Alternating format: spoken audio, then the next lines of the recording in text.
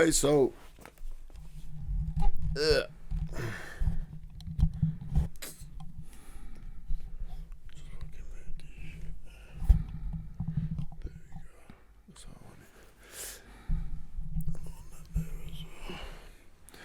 Back again. Another episode of a Muslim and an Atheist break bread. What you saying, pops? I'm good, man.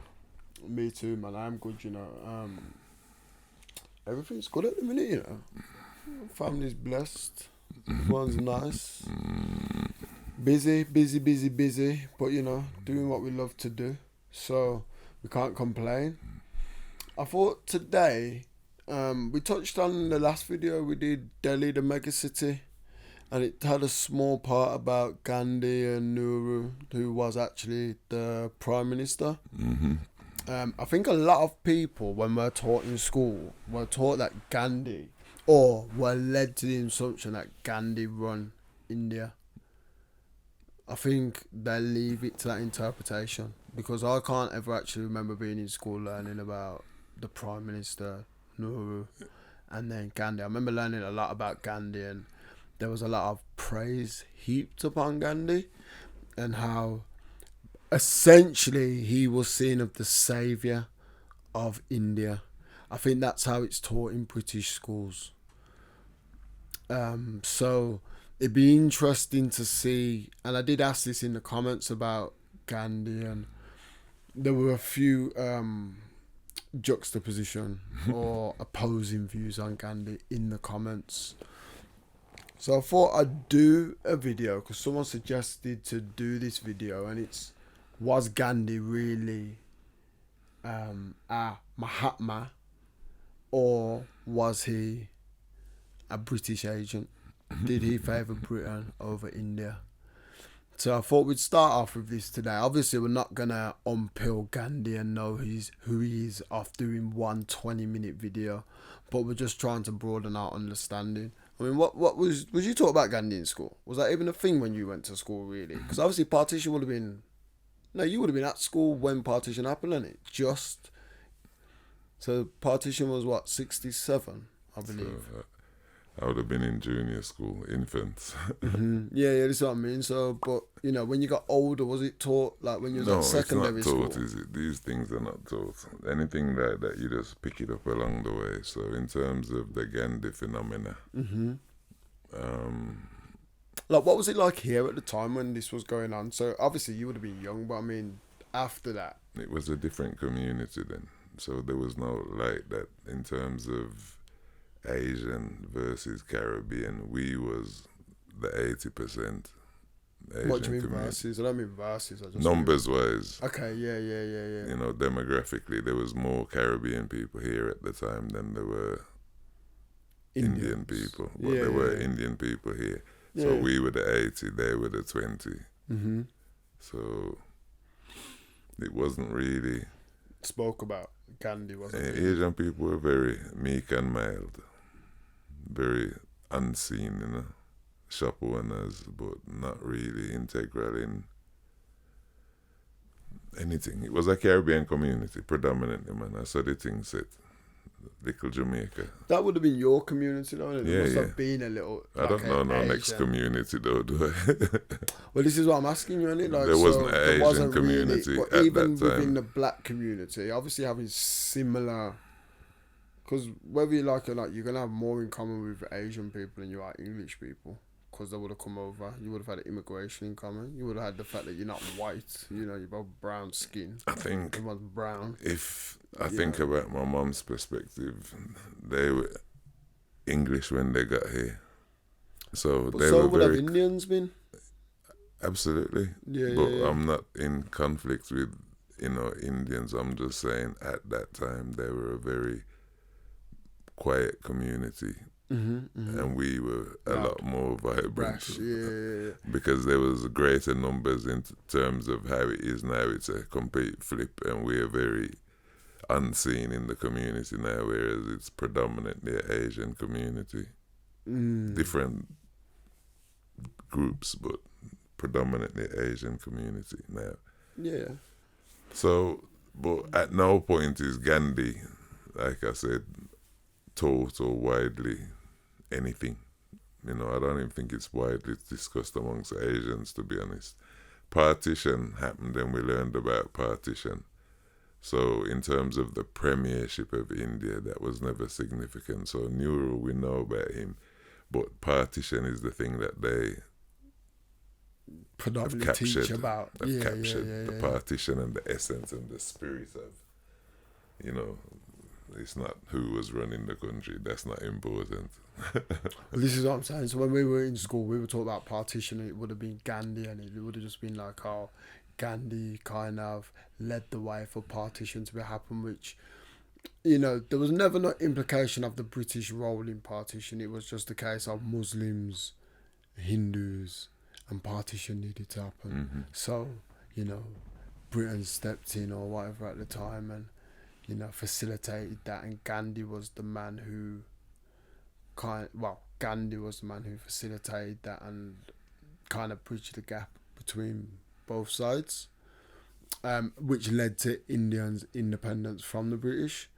So, it was almost a case of like, the British wanted to give India back, so they just needed someone to step up and do that, from my recollection anyway. Well, I think what you'll find is that the construct of the empire had changed at this point. So in terms of having direct rule over their colonies, now they were moving to indirect rule, which them call independence.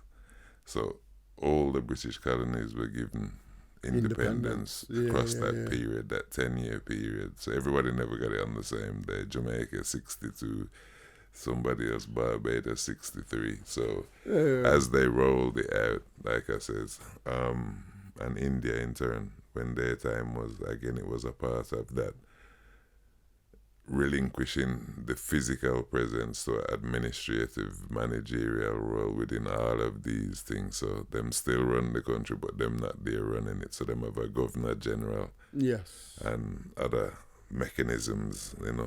Jamaican judicial system is still the British one. Mm-hmm. All decisions are made in Britain for Jamaica through the Privy Council, and I would assume that is across the board for all colonies, without actually having ever looked at it, but I would assume.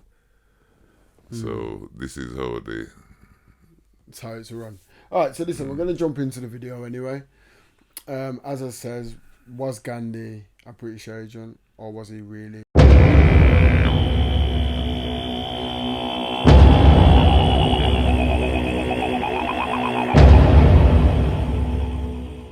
This is the story of two men.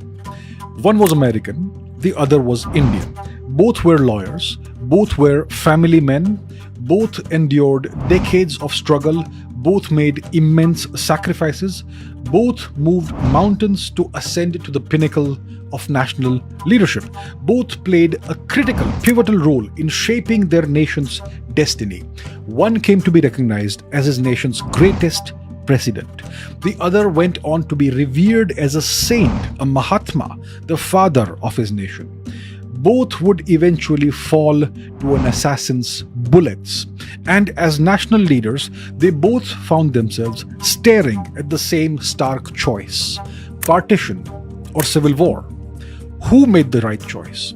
Was it Abraham Lincoln, who went to war when the southern states seceded from the United States of America over the issue of slavery? Or was it Mohandas Gandhi, who agreed to India's partition when faced with Muhammad Ali Jinnah's threat of a civil war that would pit Muslims against Hindus and Sikhs? Let's find out, starting with Abraham Lincoln's story. Abraham Lincoln was born on February 12, 1809 in Kentucky, United States. In 1834, Lincoln was elected to the Illinois state legislature, where he gained a reputation as an eloquent speaker and a skilled debater. He was a strong advocate for individual rights, including the abolition of slavery. The central theme of Lincoln's political career and also his legacy was his fight against slavery. Slavery was practiced in North America right from the time of the European colonization of the Americas, which began in 1492. The first African slaves were transported to the British colonies in North America in the first quarter of the 17th century. In 1860, the total population of the US was approximately 31 million people. Of this total, only 500,000 were Native Americans and approximately 12 million were African origin slaves. Think about it, almost 40% of the American population was enslaved. Slavery was central to the economy of the United States. Slavery allowed for the production of cash crops such as tobacco and rice and cotton, which were major exports and major sources of income for the United States. The labor of enslaved people was essential for the profitability of large-scale plantations, which were the backbone of the US economy, especially in the southern states. Slaves were also used for mining and construction and other forms of labor that were crucial for the growth of the US economy. The use of slaves in agriculture and industry allowed for the expansion of US territory and the development of new regions such as the Southwest. The wealth generated by slavery helped finance the American Revolution and other early national projects such as the construction of the Capitol and the White House. This exploitation of slaves contributed to the growth of the textile industry, as cotton produced by slaves was processed and manufactured into textiles. Now, in the 18th and 19th centuries, the northern states began to industrialize. This led to the development of labor-saving devices and technology and other innovations that reduced the need for manual labor, for slave labor. This gradually led to a shift towards wage labor and away from the use of enslaved labor in manufacturing. These northern states had a more developed transportation infrastructure, which made it easier to transport goods and people without relying on slave labor. The growth of wage labor in the northern states led to a greater demand for immigrants and free African Americans to work in factories and other industries. These northern states had a more diverse economy that was less reliant on cash crops such as cotton that required the use of slave labor. Because of these economic and technological factors, the northern states gradually began to abolish slavery during the late 18th and early 19th centuries. These northern states had a larger population than the southern states, which meant that they had more political power and could push for the abolition of slavery throughout the United States to the detriment of the less developed southern states. And Abraham Lincoln's election as president in 1890 sparked a crisis in the South. South Carolina became the first state to secede from the Union. By January 1861, Mississippi and Florida and Alabama, Georgia, Louisiana, and Texas had also seceded from the Union. By February that year, the Confederate States of America was formed with Jefferson Davis as its president. Soon, other states like Virginia, Arkansas, North Carolina, and Tennessee also seceded from the Union and joined the Confederacy. So Abraham Lincoln, the newly minted president of the United States, was left with two options: either accept the partition of the United States or go to war against the Confederacy. He chose war. The American Civil War began in April 1861. It was a brutal conflict, the most deadly conflict in US history until that point in time. Approximately 2% of the US population died in combat, and hundreds of thousands more died of disease.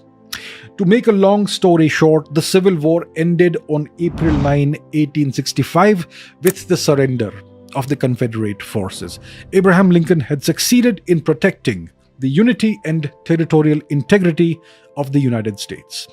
6 days later, on April 14, 1865, Lincoln was assassinated by a Confederate sympathizer named John Wilkes Booth.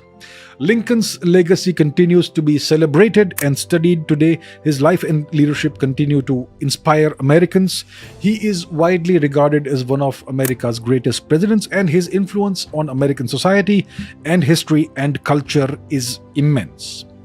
Now let's talk about Mohandas Gandhi. Mohandas Gandhi was born on October 2, 1869 in Porbandar, a coastal town in Gujarat, India. He was born into wealth and power. His father, Karamchand Gandhi, was a chief minister of Porbandar and later became the Diwan or prime minister of the princely state of Rajkot. Mr. Gandhi's life and political career must be examined in the context of the British occupation of India. The British East India Company was founded in 1600 near the end of the Elizabethan era, and its purpose was to trade with India. At that time, India was incredibly prosperous. In fact, India was the world's largest economy for the best part of the past 2 millennia. The East India Company hoped to dip into some of this incredible wealth and enrich its stakeholders, its shareholders, and the English crown in the process. It succeeded beyond the wildest dreams of its shareholders. By the first quarter of the 19th century, the East India Company had defeated the immense Maratha Empire and seized control of large parts of India.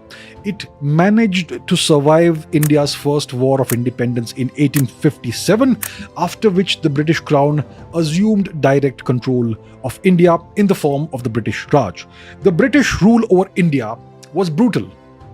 The British killed roughly 10 million Indians in reprisals in the aftermath of 1857 itself, and they engineered countless artificial famines year after year after year, which killed well over 100 million Indians, and this ended with the Bengal famine of 1943.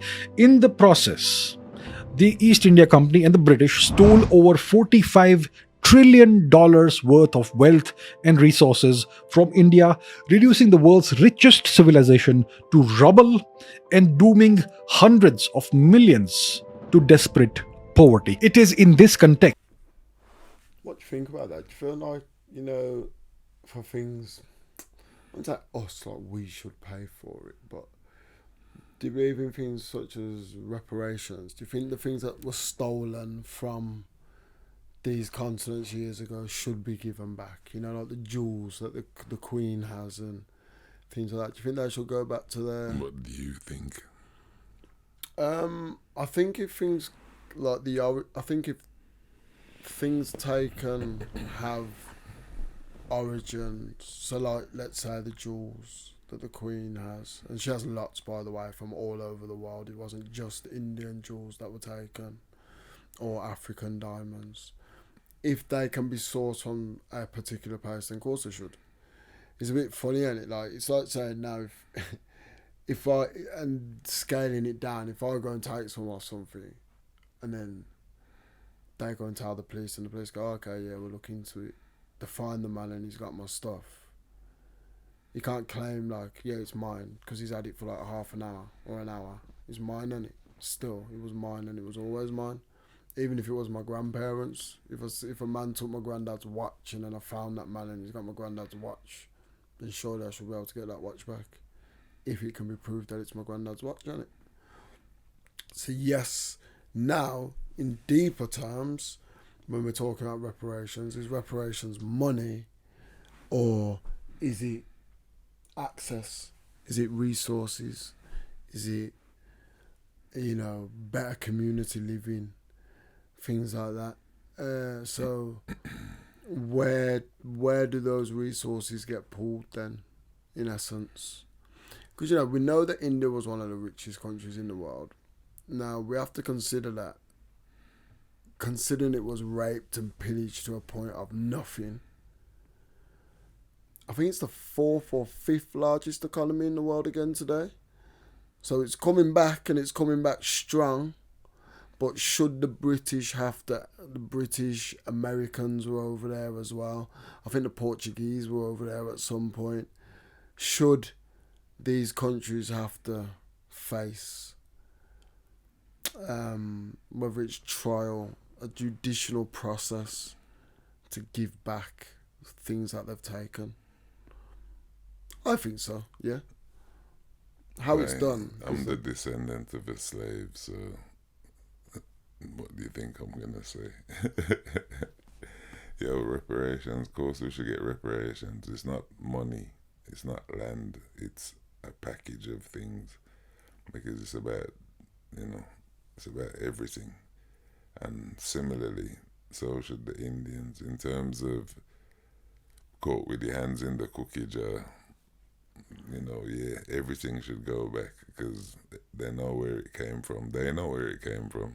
Mm-hmm. But the point is this. It's just a bit brazen, though, isn't it? That's what I feel. I feel like it's just brazen. Like, how can you rob things? Well, they're saying forget about it, innit? That's what I mean. Like, hey, it Up was to in the the past, point man. It was where- in the past. yeah, Don't no, worry about it. Where Forget these about it. countries become bigger than Britain, they'll get their stuff back. But while Britain continues to portray this thing of being a superpower, then Did you know, they've right? got the big stick There's in a it. there's a house, right, in I want to say Sussex. This could be wrong, but there's a house in Sussex, yeah, that's got more Indian artifacts in it. Yeah, it's got like, this is one of the founders of the East Indian Company, like one of the first people there. I can't remember his name. I think his name was Christopher something. For some reason, that name's sticking in my head. But the stuff he's got in that house, he's got like throne chairs, everything, like literally just sitting there in Sussex, and they know where it was taken from, they know when it was taken, how it was taken, you know, but it's just still there, and no one really feels to say, you know what, this stuff needs to be taken off this family, because obviously a family own it now, innit? But it's just weird, things like that weird to me. It's The just time will brazen. come. The thing is, like I said, the stuff has no value. Yeah, the stuff doesn't really have any Right. value. So the resource things, gems, diamonds and stuff, it's kind of gone there. But in terms of, here's one that I took off you, you know, and it's the size of Africa, then I think it should be returned. But a lot of this presupposes that we're not still in the same time. We're still in the same time with the same people in control. You know, Africa's rising. Africa ain't got no army. So while that state exists, we can have as loud a voice as we want, but without an army, India's got an army. Have to really though. Is it Yeah, like they got nuclear bombs as well.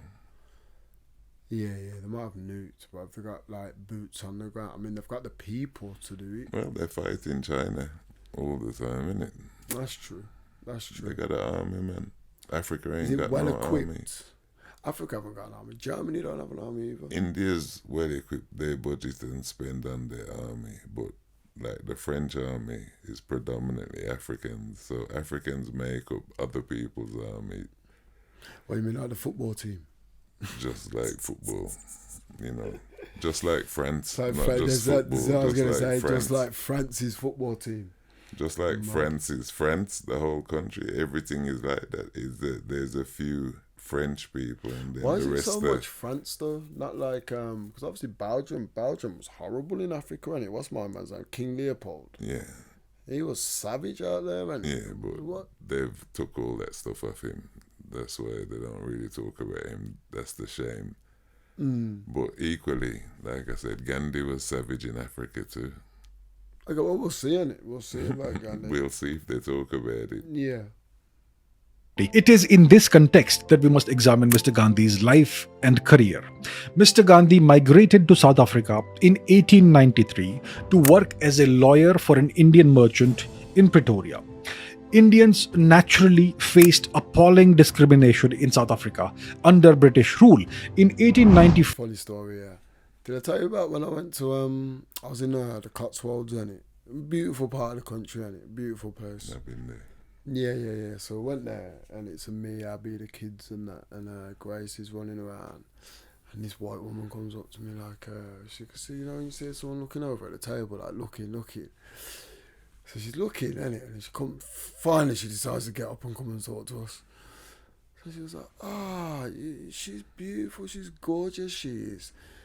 And oh, thank you. She went, so are you guys North African? I was like, North African. So in my head, like, you know, when you're computing what someone's saying to you, to have a reasonable response, which everyone should do. And I'm thinking, North Africa, where's she talking about? I'm thinking, she's not about, like, no, Algeria, like, thing like Egypt, Algeria, Morocco, and them places there. So I'm thinking, bro, she's just talking about North of South Africa. So I was thinking to myself, there's two responses that come from my head. One was, there's no such thing as North Africa, there's just Africa, and I said the South Africa is just where the white people stole. That was my first, like, boom, that's how I'm going to respond to this woman. She's with her whole family are looking like horrified in it because they're a bit younger. She's old in it. This woman, you know, she was like a Nazi in it. You know, like, them places in this country are full of them. And you can always tell a Nazi because they're just pristine. Like, their faces, their clothes, everything's just pristine, like. So she was like, I'm from Austria. And I was like, nah, you know. I said, I'm from here, you know, England. She was like, I was like, no, I'm not from North Africa, I'm from England, innit? And she was like, England? You're from England? Really? Yeah, sorry, I don't know why this reminded me. I just when he said that about South Africa. But this woman was like, yeah, you from North Africa? I was like, no, I'm from Africa. Anyway, it was just funny at the time. 1994, Mr. Gandhi formed the Natal Indian Congress to advocate for the rights of Indian immigrants in South Africa. He soon developed the concept of satyagraha, passive, non-violent resistance, and used it to campaign for better treatment of Indians. In 1899, Mr. Gandhi sided with the British Empire during the Anglo-Boer War and formed the Natal Indian Ambulance Corps to provide medical assistance to wounded British soldiers. He even petitioned the British government to allow him and other Indians to fight for the British. Ashwin Desai and Ghulam Wahid's book, The South African Gandhi, Stretcher Bearer of Empire, shows that Mr. Gandhi demonstrated through his actions a strong loyalty. Okay, so at this point here, what we're learning is that he's got loyalties to the British. But one thing that I didn't get there, okay, so he set up a non-violent movement for Indians, for the rights of Indians in South Africa. But then he wanted to fight for the British. So first he set up a medical treatment, which is fair enough. But then where did that evolve from, going from non-violent protests for your own people to be bearing arms for the British to fight on their behalf? Against the natives. Not against the natives, is it? He's talking about the Boers. So isn't this where they're not fighting? It's called the Boer War, but it's them fighting the South Africans. That's the Dutch, innit? The Boers. Oh, I thought he was fighting the Dutch. They're fighting the natives. Yeah. Oh, seen. Okay. Oh, yeah, that was misheard on my part. Oh, okay. Yeah. Oh. So I thought Let's dig a bit more into it and see what's going on, because I thought he was fighting the Dutch. Mm-mm. He's fighting with the Dutch. So the Dutch are fighting with the British against the Africans, basically. Well, occupation of the white person in Africa, so they had to fight back the Africans, innit? Okay. So rather than, better treatment for the Indians, yeah, go on. then them wanted to be recognized as British from that point forwards, Them was a colonial thing, but in South Africa, so them was fighting against the Africans. To the British Empire. The book examines Mr. Gandhi's role as a stretcher bearer during the Anglo-Boer War and shows that his actions during the war were motivated more by his loyalty to the British Crown than by any sense of anti-imperialism or anti-racism. After the Anglo-Boer War, Mr. Gandhi continued to lead non-violent protests and civil disobedience campaigns in South Africa. His emphasis was always on passive resistance and non-violence. Mohandas Gandhi returned to India from South Africa in 1915 at the age of 46 as a celebrity. He immediately joined the Indian National Congress, which was created by the British bureaucrat Alan Hume in 1885. And Mr. Gandhi very rapidly became one of its most powerful leaders. Now, in 1906, the All India Muslim League was founded to represent the political interests of Indian Muslims. This was part of a long-running British policy of divide and rule, which sought to create internal divisions and tensions within India.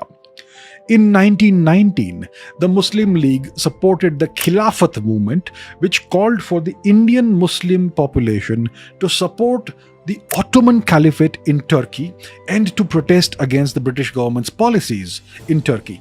Clearly, this issue had nothing to do with India and India's freedom struggle. That same year, Mr. Gandhi endorsed the Khilafat movement and amplified the Khilafat leaders' views and ideology. By 1921, Mr. Gandhi had become the undisputed leader of the Indian National Congress. In 1922, the Khilafat movement's leaders criticized Mr. Gandhi for his commitment to non-violence and broke their ties with him. This movement, the Khilafat movement, fizzled out in 1924 when the Turkish dictator Mustafa Kemal Atatürk abolished the caliphate. And yet this Khilafat movement had a powerful cascading impact on the Indian freedom struggle. It became the catalyst for the demand for an Islamic Pakistan separate from India. In 1934, Muhammad Ali Jinnah, an erstwhile Indian nationalist who had opposed the formation of the Muslim League in 1906, returned to India after 14 years in the political wilderness.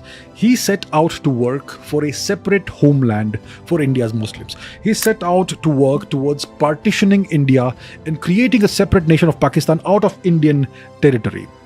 This also happened to be Britain's endgame, their exit policy for India.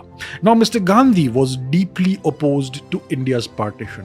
Mr. Gandhi said that India's partition would happen over his dead body, and he undertook several fasts to try and prevent the partition. And yet, India was partitioned on August 14, 1947, and received dominion status, not independence, on August 15, 1947. Mr. Gandhi then proceeded to coerce, arm twist, the Indian National Congress into appointing Must dominion status, not independence. Not sure. We'll find out. Dominion status.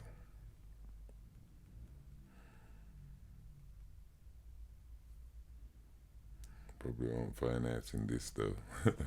Okay, so dominion status followed the achievement of internal self-rule in British colonies in the specific form of full responsible government.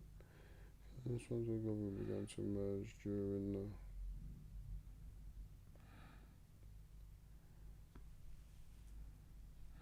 So basically, it just means you're not independent. You are independent. So you rule yourself, but you're still part of the Commonwealth. So did they have Indian law or British law? Doesn't say so.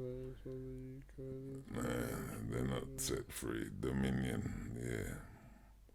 Because independence is the notion of you running your own country, but you're still part of the Commonwealth, innit? Well, that's what it's saying. Dominion status is. Dominion status means that Well, look what independence you're is. part of the Commonwealth, But you're running yourself. but you're still. Yeah, so basically, it's part. You're basically part of the Commonwealth. You're classed as independent, but still under certain restrictions from the British Empire. So basically, it's just another word that they threw in there to try and make it seem like you got independence, but you're still not independent. Well, it uses independence in the description, so independence is a part of it, but not all of it. Then the restrictions now, independent countries, I assume, have restrictions because they still have British law, British rule. It's just they can set up their own parliament and everything. India has its own parliament, so that can't be. Let's see if the video explains. the unpopular Jawaharlal Nehru, who happened to be favored by the British as India's first Prime Minister. On January 30, 1948, Mr. Gandhi was assassinated by Nathuram Godse. So now that we have examined and compared the careers and choices of Abraham Lincoln and Mohandas Gandhi, we must ask ourselves, who made the right choice? Was it Abraham Lincoln who went to war when the South seceded from the US over the issue of slavery? Or was it Mr. Gandhi who agreed to India's partition when faced with Muhammad Ali Jinnah's threats of a civil war, which would pit Muslims against non-Muslims? So here are the plain facts. After Mr. Lincoln's death, the United States went on to become a superpower. It is still the world's most prosperous and powerful nation. On the other hand, after Mr. Gandhi's death, India failed to live up to its immense potential in the 20th century. It remained an extremely poor nation with hundreds of millions of citizens suffering from crushing poverty. India is still a third world nation that is only now beginning to emerge as a major economic power in the third decade of the 21st century. It's taken that long. And what about Pakistan? Pakistan has forced India into 4 wars thus far. It has become the global epicenter of terrorism, and the civil war that Mr. Gandhi sought to avoid has taken on a nuclear dimension. So who made the right choice? Who set his nation on the path to success and prosperity? And who set his nation on the path to further ruin? I think it's pretty clear that Mr. Lincoln made the right choice, an extremely difficult choice, but So like you can tell my man is definitely not a Gandhi sympathizer, is he? Yeah, we weren't rich fast but the enough. right choice nevertheless in the long run. So what could Mr. Gandhi have done differently? One way of answering this question is to ask ourselves, what The difference here is that I think it's a bit of a weird thing he's trying to basically use Abraham Lincoln as a measuring stick for what Gandhi done. Well, the two things are completely different. You know, I think the reasons why Lincoln and that went to war also weren't just because of slavery and independence, and it. So there was a lot to do with Britain and taxation in there with America. And I'm sure that was going on in India as well. Like, obviously the British were taxing India ridiculous amounts, and that was the whole point in Churchill and him trying to starve them out so they'd pay higher taxes. But the two things are very different. I feel like India and partition were at war with themselves. And hence it didn't really have anything to do with slavery, is what I'm trying to say.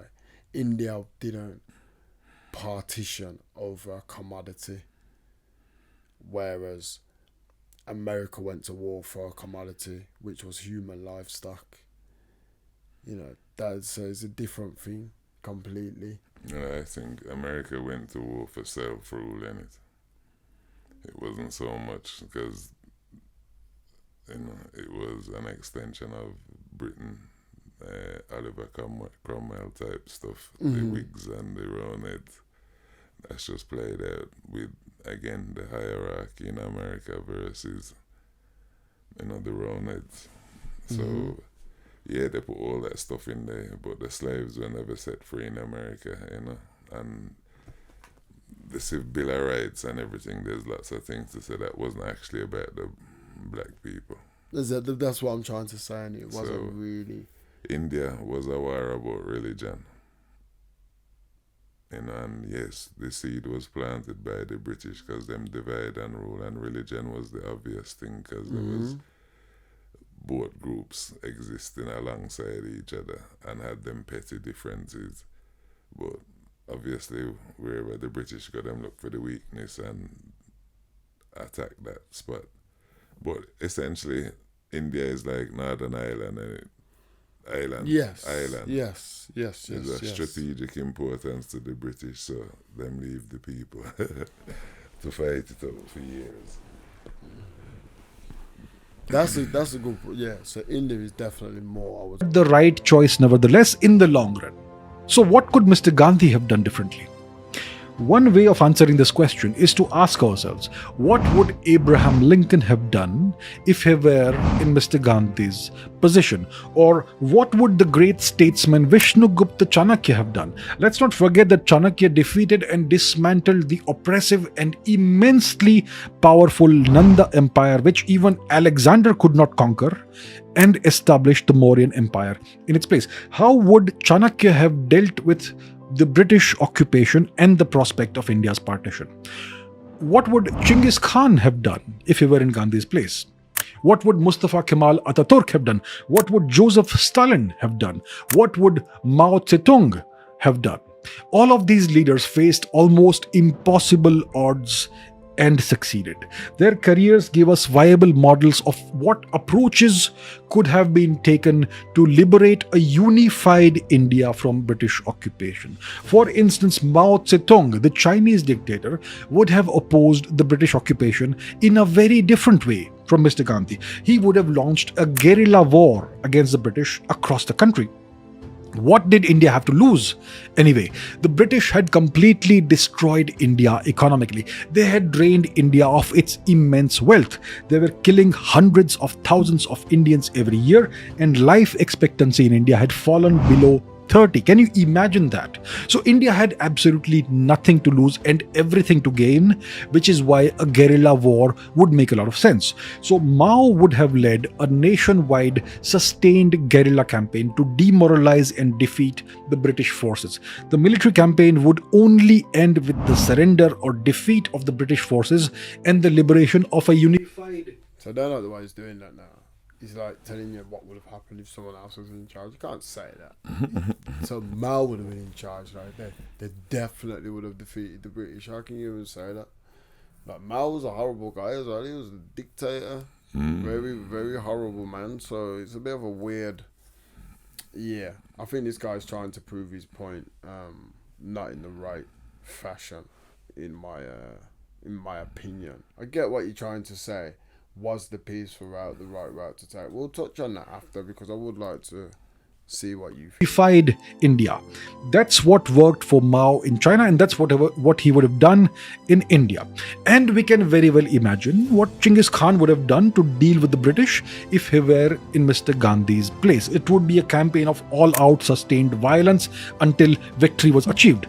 But we know that Mr. Gandhi abhorred violence. So did Mr. Gandhi have any non-violent means of defeating the British? As it turns out, he did.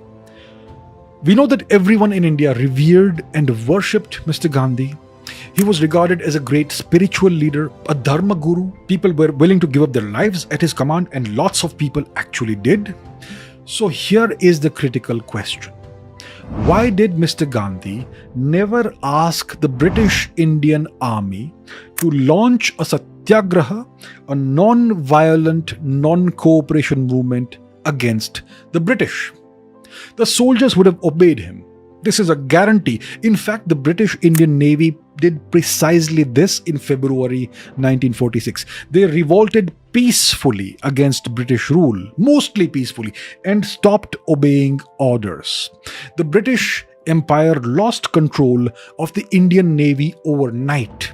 Over 20,000 sailors in 78 ships deployed across a vast area from the Persian Gulf to the Malacca Strait. Had the Indian Army come to know about the Naval Revolt and joined in the rebellion, the British Empire would have collapsed like a pack of cards. Why? Because the Indian armed forces, which Britain controlled, were the key to British rule in India. The British ruled India through force. Without that key, they could not rule. So the British Raj was on the brink of collapse and disintegration in February 1946. So what did Mr. Gandhi do? Mr. Gandhi nipped the rebellion in the bud by dispatching Mr. Patel to negotiate with the naval officers and make them surrender. Mr. Patel succeeded, and the rebellion was quashed after just 1 week. Had Mr. Gandhi supported a non-violent rebellion, a satyagraha by the Indian Navy and the armed forces, British rule in India would have ended overnight without any violence, and partition would not have happened. As simple as that. And communal violence could have been avoided by dealing robustly with the key politicians who sought to fan the flames of religious hatred. People like Jinnah and Suhrawardi and others. The Indian state apparatus was perfectly capable of dealing with such mischief mongers with an iron hand. So what does this tell us? It tells us that Mr. Gandhi could have ended British rule in India overnight and prevented India's partition all without any violence if he so wished. He chose not to. The essence of leadership is service, service of a finite constituency. For national leaders, that finite constituency is the nation and its people. True leaders do not rule, they serve the nation and its people. False leaders serve hidden interests. Who does Kim Jong-un serve in his capacity as the supreme leader of North Korea? Who did Dr. Manmohan Singh serve when he was India's prime minister? Who does the Pakistani prime minister serve? Does he serve the Pakistani nation and its people? Or does he serve the Pakistani army? And who does the Pakistani army serve? Does it serve the Pakistani nation and its people? Does the Pakistani army serve itself? Or does the Pakistani army serve external powers? Who did Abraham Lincoln serve? Who did Mohandas Gandhi serve? I leave the answers to you. Thank you for watching. Wow. So, just quickly, what do you think on a peaceful means of revolution, I guess is the word I'm looking for? What do I think on it? Yeah, do you think that peaceful No. means really work? Like, No. do you think it was the peaceful way of Dr. Martin Luther King? Do you think it was a peaceful way of Mahatma Gandhi? Or, you know? No, it's political, and it, like I say, if the oppressor's looking for a way out, and you present one, then they take it. But isn't it the notion of, like I said, so South Africa give them Mandela, everything came, Gandhi, again, a popular leader. You can find lots of things if you scrutinize it, but the media and the hype and the, let's put it this way. Your enemy doesn't make a hero, I say, unless you work for them. So anybody who you see them celebrating, you must know they must have been serving. Yes. They were either knights of the realm or some other honor, and this stuff, it goes on behind everything. All these leaders, when they go to the university and they get signed up, they have these things which do exist, and some of them, like I said, chivalry, that stuff still runs alongside real life. So we can never know, but to me, anybody celebrated gots to be. What do you think to Gandhi then? Do you think he used to kill black people in Africa? That's what I think about Gandhi. I don't think. You think he was a anything British more agent? than that. He was a British agent, most definitely. But he had his green card, so he used it. But do you think, alright, so take the African aspect out of it. Do you think he was more for the British than his own people, the Indians? Yeah, middle ground, and like I said, he did non-violent things, which are all media-worthy things, and he was popular. He had a voice at the table with the rebels. So, even the Pakistan people who were breaking away, they were British, talking to the British. They were at the table. They weren't like, some separatists. The British managed both groups. So, to me, that's just Britain divides and rules, and then the police force and the army is them big stick. Yeah. Okay, so that was Mahatma Gandhi. We've learned a bit more about Mahatma Gandhi. There's a few things in there that I didn't know, but most of it I knew, to be honest. I didn't actually know that he was in South Africa fighting with the British and Dutch against the Africans. Interesting. But yeah, okay, so that was Mahatma Gandhi. Was he a British agent? We out. Peace. Peace.